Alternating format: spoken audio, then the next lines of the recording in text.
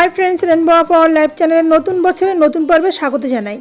सप्ताहान्ते एकटी दिन घुरते जेते कार ना मन चाय, सेई रकमई आमरा बछरेर शेष दिन 31 डिसेम्बर बेरिये पड़ेछिलाम कलकातार खूब काछे प्रिंसेप घाट घुरते एबं मनके एकटा नतून परिवेशे एकदम मनोरम करे तुलते। आमरा उबेर बुक करे चले जाচ্ছি। प्रथमे साइंस सिटी, तारपरे ভিক্টোরিয়া मेमोरियल, चिड़ियाखाना परपर सब किछुके ছেড়ে আমরা পৌঁছাবো প্রিন্সেপ ঘাট। এখানে আসতে হলে আপনারা মেট্রো করে আসতে পারেন, এসপ্ল্যানেড হয়ে বাসে 7 থেকে 8 মিনিট লাগে। এছাড়া শিয়ালদা থেকে আসতে হলে 3A বা 3B বা 12 নম্বর বাসেও কিন্তু আপনারা আসতে পারেন। আর ট্রেনে আসতে হলে দমদম থেকে আপনারা মাঝেরহাট লোকাল ধরে কিন্তু প্রিন্সেপ ঘাট পৌঁছে যেতে পারেন একদম খুব সহজে। তো আসাটা একেবারেই সহজ। আর আমাদের বাঙালিরা কর্মব্যস্ত জীবনে একেবারে ব্যতিব্যস্ত হয়ে পড়ি মাঝে মাঝে, সেই জন্য মনকে নির্মল পরিবেশে আবার নতুন করে সাজাতে ঘুরতে যেতে খুবই ভালো লাগে। এই ভিখারি দেখা, ভিখারি দেখা, আরে আমি এবার গান কর, ভিখারির গান কর, ভিখারি ভিখারি নাম ভিখারি ভিখারি ভিখারি ভিখারি টাকা নাই পয়সা নাই চিকুটা। গাড়িতে আনন্দ মস্তি করতে করতে পৌঁছে গেছি প্রিন্সেপ ঘাটের একদম কাছে। ওয়েলকাম টু প্রিন্সেপ ঘাট। তো দেখুন বাইরে কিন্তু গাড়ি পার্কিংয়ের ব্যবস্থা আছে, তার জন্য কোনো পার্কিং চার্জ লাগে না। আর এখানে দেখা যাচ্ছে বিদ্যাসাগর সেতু, যেটি এইখানের ভিউটাকে অসাধারণ করে তুলেছে। আর এটি জেমস প্রিন্সেপের স্মৃতিসৌধ। আর এখানে টুকটাক বিক্রি হচ্ছে দারুণ জিনিসপত্র। আর এখানে ঠিক এই স্মৃতিসৌধের ঠিক পাশেই কিন্তু এরকম পার্ক আছে, যেখানে আপনারা অনেকক্ষণ সময় কাটাতে পারেন। এখানে সব সময় কিন্তু শুটিং হতে থাকে, এত সুন্দর পরিবেশ।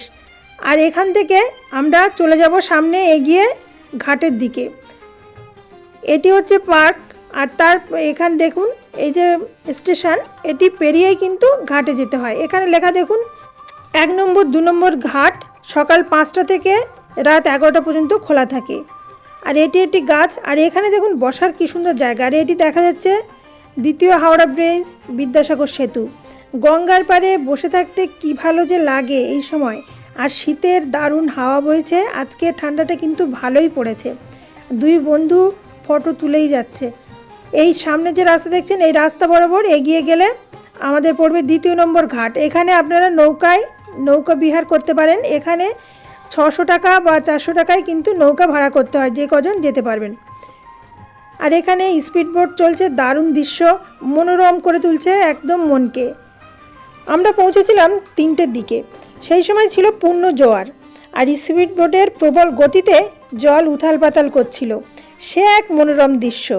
আর এখানে বিভিন্ন মানুষ বিভিন্নভাবে এনজয় করছে। আর এই পার্কটি কিন্তু বলতে ভুলে গেছি, এটি রোমান্টিক কাপলদের জন্য উপযুক্ত জায়গা। এখানে আপনারা ফ্যামিলি নিয়েও কিন্তু আসতে পারেন।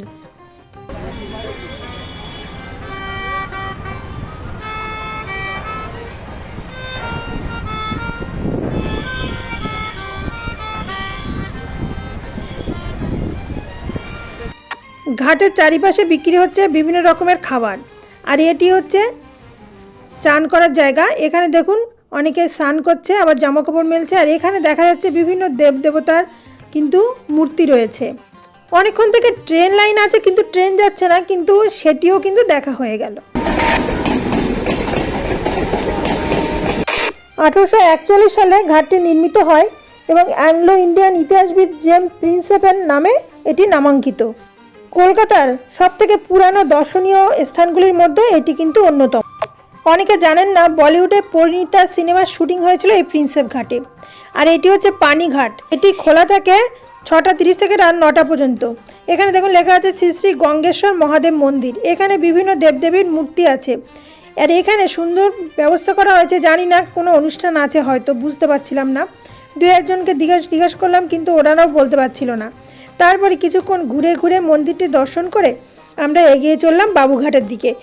প্রিন্সেপ ঘাট থেকে বাবুঘাটের দূরত্ব 1.7 কিলোমিটার, যেতে লাগে 24 মিনিট।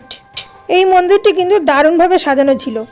দেখতে দেখতে এগিয়ে যাচ্ছি বাবুঘাটের দিকে, হঠাৎ নজর পড়লো এখানে লেখা আছে গঙ্গা সাগর সেবা। এখানে দেখা যাচ্ছে ব্রেকফাস্ট 7টা থেকে 9টা, তারপরে লাঞ্চ, তারপরে স্ন্যাক্স, তারপরে আবার রাত্রের ডিনার আছে। তো আমরা প্রথমে বিশ্বাস করিনি, তারপরে আমরা বাবুঘাটে চলে গেলাম আরতি দেখার জন্য। বাবুঘাটে এখানে বসে আপনারা পিকনিক করতে পারবেন, এগুলি পিকনিক স্পট, যার জন্য এখানে সুন্দর বসার জায়গা করা সব জায়গায়। তো বাড়ি থেকে নমিতা এনেছিল কড়াইশুঁটির কচুরি আর আলুর দম। তো আমরা সেটি খাবো বলে কোথায় বসবো দেখতে যাচ্ছিলাম, হঠাৎ নজর পড়লো গোলাপগুলোর দিকে। এখানে 3টি করে গোলাপ এরকম সুন্দর করে সাজিয়ে দিচ্ছে 50 টাকা করে। সবাই অনেকে কিনছে, খুবই ভালো লাগছিল দেখতে। তারপরে এগিয়ে যাচ্ছি সামনে ঘাটের দিকে। এখানে দেখুন গঙ্গা আরতির এইখানটায় হয়, তো এখনও শুরু হয়নি, শুরু হবে বিকেল 5:30 থেকে। তো আমরা গঙ্গা আরতি দেখেই কিন্তু তারপর বাড়ি ফিরবো সেটি ঠিক করেছিলাম। বয়স্করা এলে এখানে কোনো অসুবিধা নেই, অনেক বসার জায়গা আছে।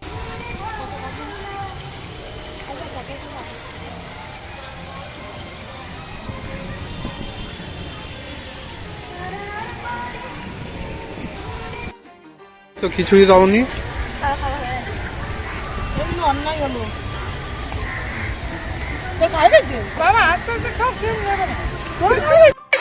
শীতের পড়ন্ত বেলায় কড়াইশুঁটির কচুরি আর আলুর দম, আর এই বাবুঘাটে বসে বসে খাওয়া, সামনে গঙ্গা, প্রাকৃতিক পরিবেশ একেবারে অসাধারণ, সঙ্গে খাওয়াটাও।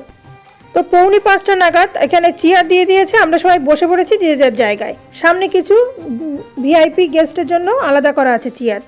আলোগুলো জ্বলে উঠেছে, তোড়জোড় শুরু হয়ে গেছে আরতি। दुर्वांकुरां तुलसीदलानि बेलपत्राणि समर्पयामि नानापरिमलद्रव्यं समर्पयामि सिन्दूरं शोभनं रक्तं सौभाग्यं स्वाञ्जलिं समर्पयामि चरणकमलेषु अनन्तकोटि नमस्काराः समर्पयामि। प्रेम से सभी लोग जयकारा लगाइएगा। प्रेम से बोलेंगे मैया की, बाबा विश्वनाथ की, बाबा भूतनाथ की, काली मैया की, समस्त देवी देवताओं की। पार्वती पदे हर हर हर महादेव। आवाज नहीं आया है, थोड़ा जोर से बोलिएगा सभी लोग। गंगा मैया की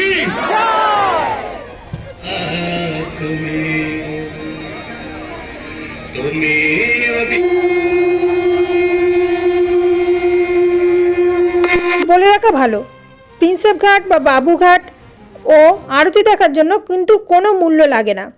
আর এই আরতি দেখতে দেখতে আপনারা কখন যে বেনারসে পৌঁছে যাবেন সেটি আপনি নিজেই বুঝতে পারবেন না। এতটা সুন্দর পরিবেশ আর এতটা সুন্দর আরতি, একেবারে পুরো বেনারসের মতন।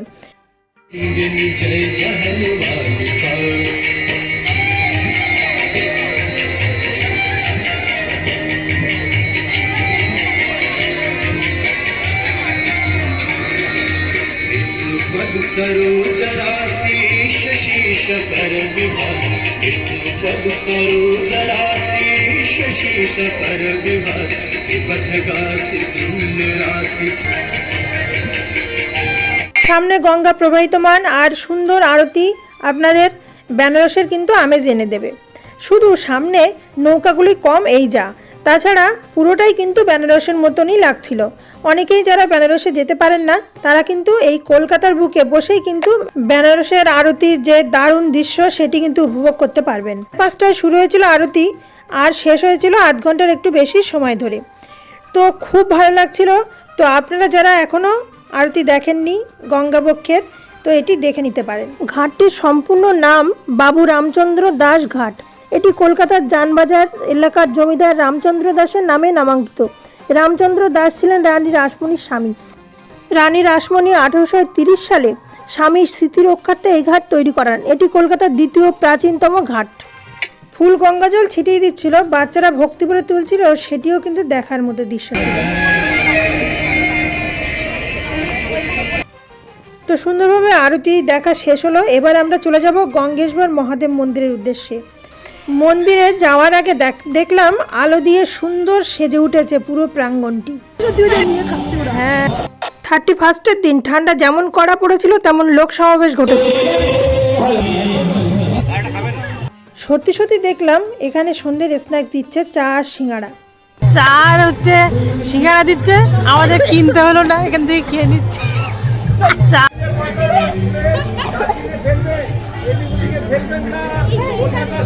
পরিষ্কার রাখবেন না আমাদের শহর, আমাদের দায়িত্ব।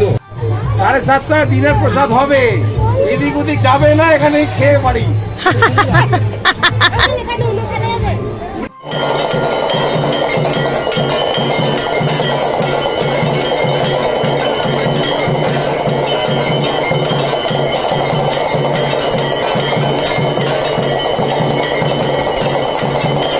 এখানেও চলছিল পুরো দমে মহারতি। এটি শেষ হলেই কিন্তু রাত্রের প্রসাদ দেওয়া হবে।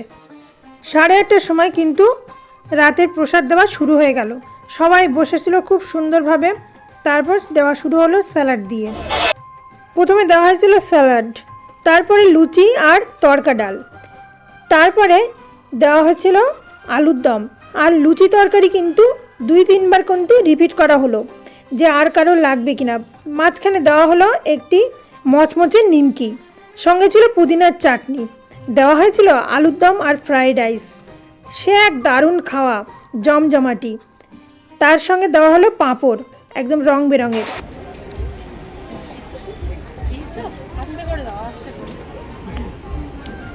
Thank you. देखो लास्ट में देखो क्या दिए हम। चलो हो गया और देना। শেষ পাতে ছিল সুজির হালুয়া আর বোঁদে। বাচ্চাটিকে দেওয়া দেখে সত্যি মনে হলো যে আমাদের সমস্ত বাচ্চাকে কিন্তু সুন্দরভাবে শেখানো উচিত।